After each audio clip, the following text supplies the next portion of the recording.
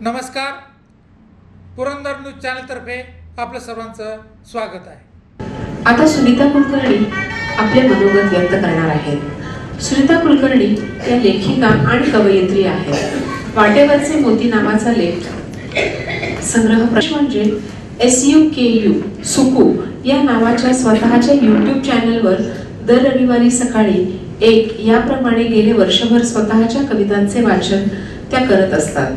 सुनीता कुलकर्णी यांनी आजच्या 3 पुस्तकांपैकी मनस्वी या पुस्तकासाठी प्रस्तावना दिलेली आहे। मी त्यांना विनंती करते की मनस्वी या पुस्तकावर त्यांनी आपले विचार व्यक्त करावेत।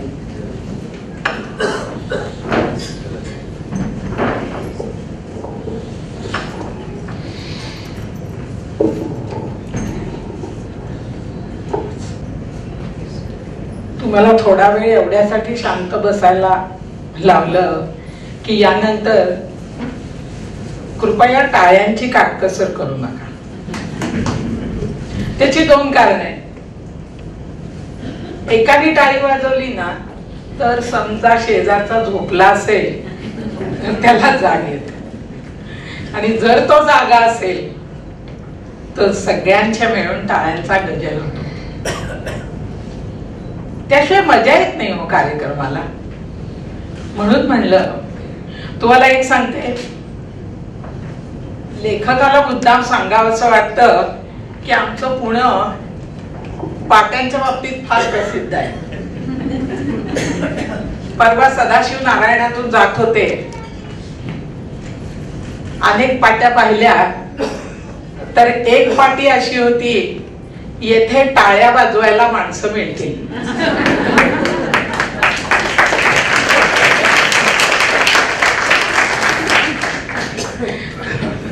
तसं आपल्या समारंभाला आपण केलेलं नाही। सांगायचा मुद्दा असा, पाठी नव्हती, कोणी सदाशिव नारायणात असेल तर कृपया ही टीका नाही, परंतु आपण तसं कोणी आणलं नाहीये। हा आपला अगदी चक्क नातेवाईकांचा मेळावा आहे। म्हणून आपण त्यातल्या प्रत्येक गोष्टीला मनसोक्त दाद देऊया। तर मी सुनीता कुलकर्णी, सर्वांना मनापासून नमस्कार। क्या बात है, अभी जम गया। व्यासपीठावर विराजमान सर्व गुरुतुल्य मान्यवरांना मी मनापासून वंदन करते।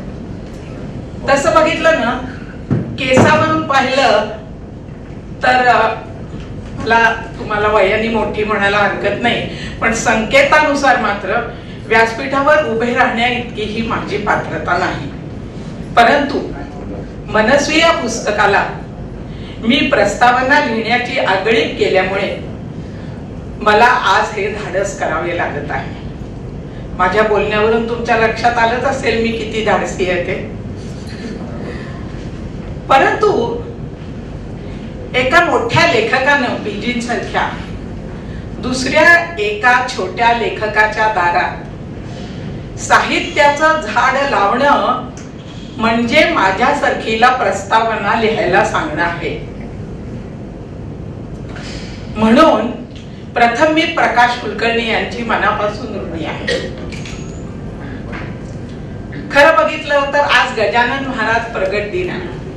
इतका सुंदर योगायोग जमून आलाय आणि त्या निमित्ताने इथं एक लेखक आणि 5 स्त्रिया मिळून आम्ही हा समारंभ साजरा केलाय। तर आम्हा 5 बायकांसाठी प्रकाशिका स्नेहल तावरे, प्रस्तावना लिहिणाऱ्या आम्ही तिघी स्नेहल तावरे, राजश्री देशपांडे आणि अस्मादिक सुनीता कुलकर्णी, शिवाय सूत्रसंचालक अर्चना जगताप। तिचं लक्ष तुमच्याकडे कुणाकडेही नाही, ती केशारोपण तज्ञ असल्यामुळे तुमची डोकी ती पाहत असते। तर अशा आम्ही 5 जणींनी डॉक्टर प्रकाश म्हणजेच PG यांच्या पुस्तक प्रकाशन समारंभाचा घाट घातलाय। आणि एक पहिल्यांदा तुम्हाला गोष्ट सांगते, मनस्वी हे पुस्तक बाहेर जाऊन जेव्हा घ्याल तेव्हा लेखकाला जो वरदहस्त मिळालाय तो फक्त माझ्या एकटीच्या लक्षात आला, की जो लेखकाला सुद्धा अजूनपर्यंत समजलेला नाही तो असा आहे. मनस्वी पान नंबर 108 सोहम नावाचा लेख पीजी प्रकाशित झालेला आहे. कुणीही बघावा. हा एक योगायोग असो. मी आज मुख्य ज्या विषयावर बोलणार आहे तो विषय आहे प्रस्तावने मागची प्रस्तावना. आम्हाला लेखकांना फार सवय असते की शब्दाच्या मागे काय दडलंय हे नेहमी बघत राहावं. परंतु मी प्रस्तावना लिहिताना कोणत्या हेतूने लिहिली हे मोरे सरांना, स्नेहलताईंना आणि स्वतः लेखकाला समजावं यासाठी मी 4 शब्द बोलणार आहे. प्रस्तावने मागची प्रस्तावना ही इतकी निग्लेक्टेड गोष्ट तर अजिबातच नाही आहे, इतकी महत्वाची गोष्ट आहे. बघा, कल्पना करा, एक मंदिर उभं आहे, सध्या राम मंदिर म्हणा. मंदिरात आपण लांबनं प्रवेश करतो आहोत, मुखपृष्ठ उघडलं गेलं आहे आणि आपण मंदिराचा सोपान चढून निघालेलो आहोत. सर, एक एक पायरी वर चढत आहोत. अर्पण पत्रिका पाहिली, सिंहद्वार लागलं, पुढे गेलो आहोत, अनुक्रमणिका पाहिली, प्रस्तावना आल्यानंतर जे मंदिरातलं सभा मंडप जो समोर दिसतो तो म्हणजे या पीजी सारख्या लेखकाची प्रस्तावना असते. टाळ्या वाजवा. याशिवाय तुम्हाला गर्भगृहात प्रवेश करण्याची परवानगीच मिळू शकत नाही आणि तुम्ही इतके प्रस्तावनेने भारावले जाता की तुम्हाला वाटतं कधी एकदा हा लेखकाच्या लेखनाचं मला समक्ष दर्शन होत आहे. आणि ते दर्शन घेण्यासाठी म्हणून हा पुस्तकातला सोपान तुम्हाला चढावाच लागतो आणि प्रथम सभा मंडपात प्रस्तावना दाराशी येते आणि प्रस्तावना तुमचं स्वागत करते. इतक्या पवित्र मनाने तुम्ही ही प्रस्तावना वाचा. हे पुस्तकातील जे विचार प्रवाह आहेत ते असे आहेत की आपण नदीच्या प्रवाहात जेव्हा तीर्थ घ्यायला जातो तेव्हा नदीच्या समपातळीत जावं लागतं. म्हणून प्रस्तावना ही एखाद्या नदीच्या घाटासारखी असते. प्रस्तावना वाचताना त्या पायऱ्या खाली उतरून जावं लागतं आणि मग लेखकाच्या लेखांचा विचार प्रवाह तुमच्या समोर झुळझुळ वाहतो आणि मग तुम्ही म्हणता, येस, हेच लिखाण मला आवडलं, हाच प्रवाह मला बघायचा होता. आणि मग पीजींचे विचार, पीजींचा लेखसंग्रह तुमच्या समोर असा स्वच्छ पाण्यासारखा झुळझुळत राहील. हे प्रस्तावनेचं महत्व आहे आणि त्या हेतूनच मी पीजींच्या पुस्तकाला प्रस्तावना लिहिलेली आहे. जेव्हा डॉक्टर मला म्हणाले की रेखा तू ही प्रस्तावना लिहायची आहे, पीजींची मी मेहुणी असल्यामुळं ते मला माहेरच्या नावानं रेखा असं संबोधतात. असं डॉक्टरनी सांगितल्यानंतर मला हुरूप आला. विचारचक्र चालू झाले. एक एक लेख वाचत गेले. पार आडवे तिडवे मागून पुढून खालून वर वाचून काढले. काय लिहावे, कसे लिहावे समजत नव्हते. प्रत्येक लेखातील व्यक्ती माझ्या भोवती फेर धरू लागल्या. मी त्याच्या बरोबर जिम्मा खेळू लागले. आम्ही एकमेकांना टाळ्या देऊ लागलो आणि या नादात मला प्रस्तावना सापडली.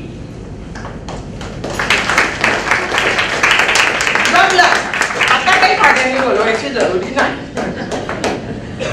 या पुस्तकात ही प्रस्तावना खरं मी लिहिलीच नाही, माझ्याकडून उतरली गेली. कोणी उतरवली, कशी उतरवली माहित नाही, परंतु मी पीजींसाठी ती श्रद्धेने लिहिली आहे. प्रस्तावना लिहिताना माझा उद्देश मी स्वतः मनाशी ठरवून घेतला होता. तो असा की पुस्तकातला लेखक, पुस्तकातला पीजी नेमका शोधायचा होता. लेखातील शब्दामधल्या मोकळ्या जागा भरायच्या होत्या. त्या मोकळ्या जागेतील लेखकाच्या भावभावनांचा मला मागोवा घ्यायचा होता. पुस्तकात दडलेल्या लेखकाचे भावात्मक रूप मला यात दाखवायचे होते. शब्दांच्या पलीकडले शोधायचे काम कवींनी करावे, पण 2 शब्दांमधल्या जागा भरण्याचे काम प्रस्तावना लिहिणाऱ्याने करावे. आता प्रस्तावना लिहिणे तसे मला सोपे गेले याचे श्रेय पुन्हा मी लेखकाच्या पत्नीला देते. याचे कारण ती माझी सख्खी मावस बहीण आहे. याचं कारण असं आहे, त्यामुळे प्रकाश मला जवळून न्याहाळता आला, प्रकाश मला जवळून बघता आला. जेव्हा जेव्हा मी कण्हेरी मठला गेले, जेव्हा जेव्हा प्रकाश बरोबर आम्ही राहायचो, तेव्हा माझ्या लक्षात आलं की हे वेगळं रसायन आहे. त्यामुळे प्रस्तावना जेव्हा लिहायला माझ्या समोर आली, तेव्हा मला पुस्तकातला लेखक शोधणं हे अगदी सोपं झालं. आता मला असा प्रश्न पडला की हा माणूस मन सांधता सांधता सांध्याचा डॉक्टर बनला की हाड सांधत सांधत लेखक बनला? तुम्ही विचार करा. हे व्यक्तिमत्व इतकं कॉम्प्लिकेटेड आणि विचित्र आहे ना की नेमकं सांगताच येत नाही प्रकाश केव्हा वेळी कशावर प्रकाश पडेल.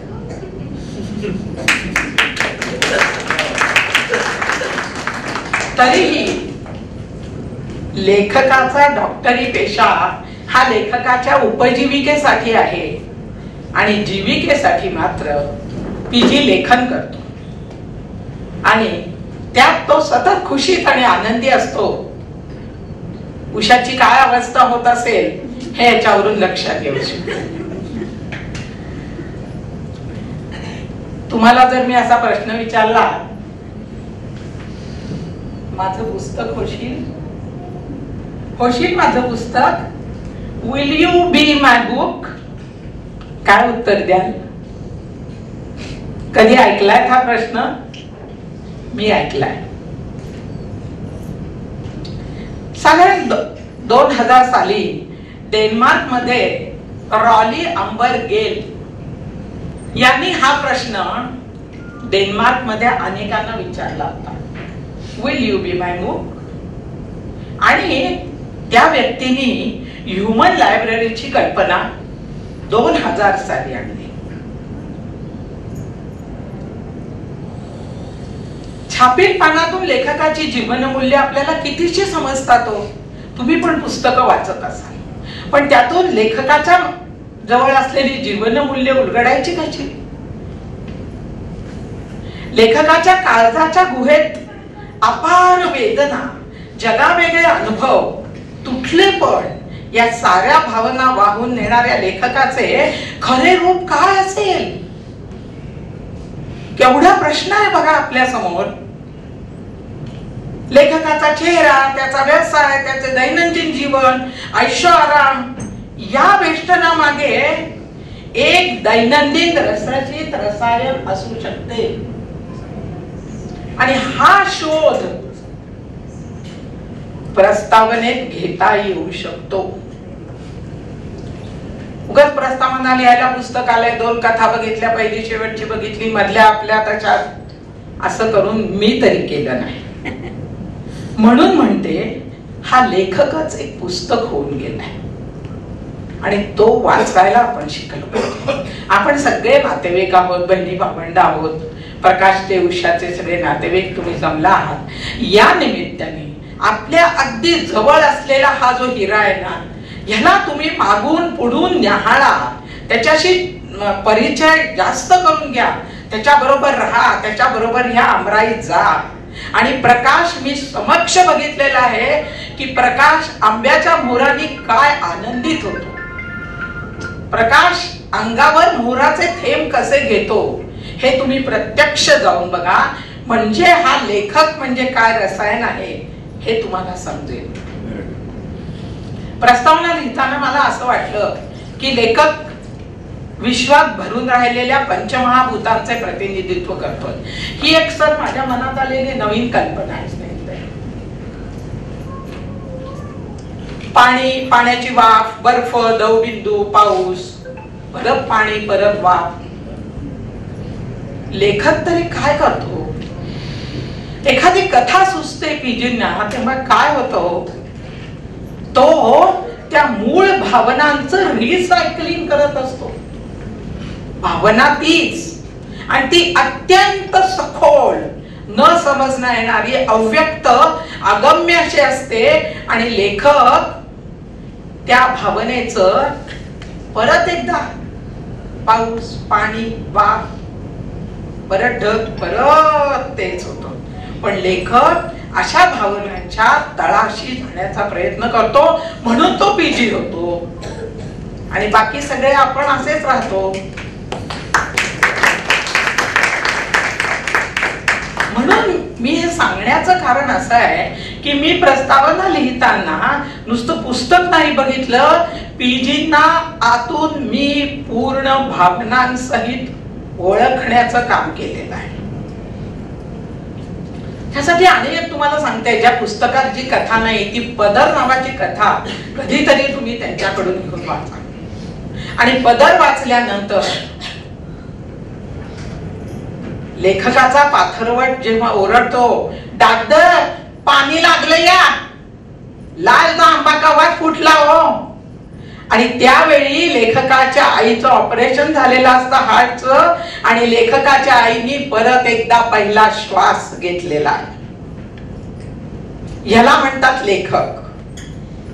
ती कथा तुम्ही मुळातून वाचा. वेळेअभावी मी त्याविषयी जास्त बोलत नाही. या पीजींचं आणखी एक वैशिष्ट्य म्हणजे ज्या ज्या व्यक्तिमत्वांविषयी पीजींनी आपल्या अनेक पुस्तकात लिहिलेलं आहे, त्या व्यक्तींना लेखक स्वतः जाऊन परत परत भेटतो आहे. परत परत आपल्या भावनांची चाळणी करून बघतो आहे. त्या भावना खऱ्या जिवंत होत्या का याची तपासणी करतो आहे.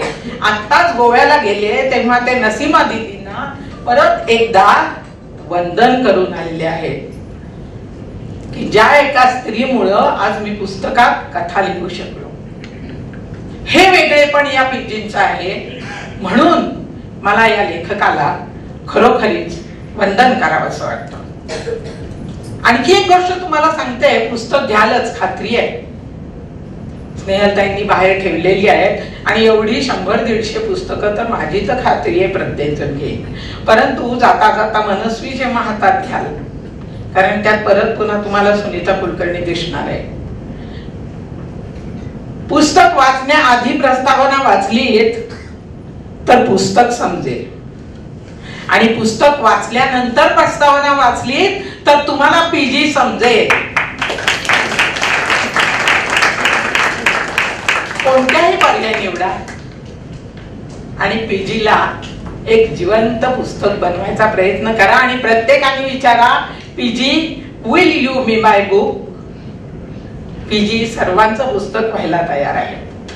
प्रत्यक्ष प्रस्तावनेविषयी खूप बोलण्यासारखं आहे, पण वेळेची मर्यादा आहे. त्यामुळे पुस्तक तुम्ही मुळातून वाचा, प्रस्तावना वाचा, पण प्रस्तावनेमागची प्रस्तावना सांगणं हे माझं महत्वाचं काम मी ठरवलं होतं. ते मी केलंय. तुम्ही सर्वांनी माझ्या या प्रस्तावनेलाही चांगली दाद दिलीत, याबद्दल मी खरोखरच मनापासून सर्वांचे आभार मानते.